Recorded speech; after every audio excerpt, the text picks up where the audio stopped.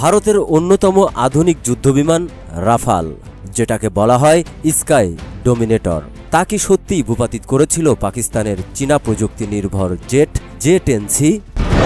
2025 সালের 7 মে রাতে উত্তপ্ত কাশ্মীর সীমান্তে আচমকা আকাশে মুখোমুখি ভারত ও পাকিস্তানের যুদ্ধবিমান। আর ঠিক তখনই পাকিস্তান দাবি করে তারা অন্তত 5টি ভারতীয় যুদ্ধবিমান ভূপাতিত করেছে, যার মধ্যে ছিল ফরাসি নির্মিত রাফাল। রয়টার্স জানাচ্ছে পাকিস্তান এই অপারেশনে ব্যবহার করেছে চীনা J-10C যুদ্ধবিমান এবং PL-15 দীর্ঘপাল্লার মিসাইল।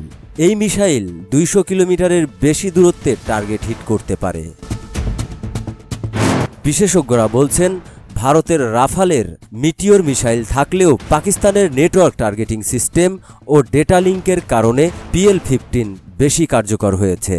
দুজন মার্কিন কর্মকর্তা রয়টার্সকে জানায় অন্তত 2টি ভারতীয় বিমান ভূপাতিত হয়েছে, তার মধ্যে একটি রাফাল বলে ধারণা।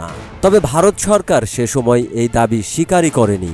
তাদের বক্তব্য ছিল সব পাইলট নিরাপদে ফিরেছে এবং তারা এটিকে তথ্যযুদ্ধের অংশ হিসেবেই দেখছে। তবে প্রশ্ন থেকেই যায়, এটা কি কেবল প্রোপাগান্ডা নাকি PL-15 এর আড়ালে এক নতুন বাস্তবতা? চীন পাকিস্তান সামরিক জোট কি সত্যি ভারতের আধিপত্যকে চ্যালেঞ্জ জানাচ্ছে আকাশপথে?